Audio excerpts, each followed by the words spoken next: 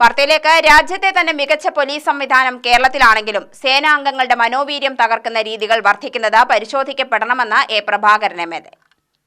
KPPA ജില്ലാ സമ്മേളനം A. Prabhakaran MLA. ഉദ്ഘാടനം ചെയ്തു. കേരളം നേരിടുന്ന സാമ്പത്തിക പ്രതിസന്ധിക്കിടയിലും ഒട്ടേറെ മാതൃകാ പ്രവർത്തനങ്ങളാണ് സർക്കാർ നടപ്പിലാക്കുന്നത്. കഴിഞ്ഞ 8 വർഷത്തിനകത്ത് ഒട്ടേറെ നവീകരണ പദ്ധതികളാണ് പോലീസ് സേനയിൽ നടപ്പിലാക്കിയത്.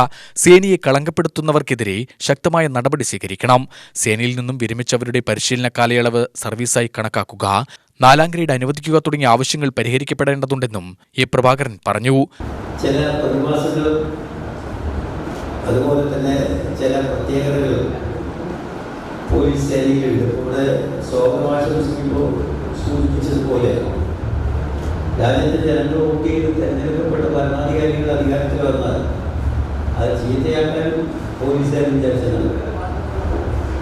വളരെ പെട്ടെന്ന് ലക്ഷ്യം പിടിക്കുന്ന ഒന്ന് പോലീസിന്റെ ആറ്റിറ്റ്യൂഡ്, പോലീസിന്റെ പ്രവർത്തനം മെച്ചപ്പെടുത്താന്നുള്ളത് എല്ലാവർക്കൊന്നും കഴിയില്ല.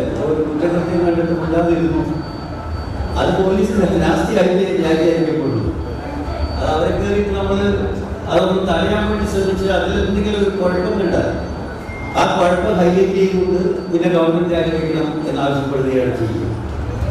അപ്പോൾ സ്വാഭാവികമായും ഈ ജനാധിപത്യ സംവിധാനത്തെ നിലനിർത്തുന്നതിൽ ഒരു പ്രധാന പങ്ക് വഹിക്കുക എന്നത് പോലീസ് സേനയുടെ ഒന്നാണ്. നിങ്ങൾ റിട്ടയർ ചെയ്ത ആൾക്കാരാണ്. ഞാൻ പറയുന്നത് ജീവിതത്തിൽ ഒരു പ്രയാസം, ജീവിതത്തിൽ നല്ലൊരു ശതമാനം സർവീസ് ഉണ്ടാകുമ്പോൾ. റിട്ടയർഡ് SP പുഷ്പകരൻ മുഖ്യാതിഥിയായി.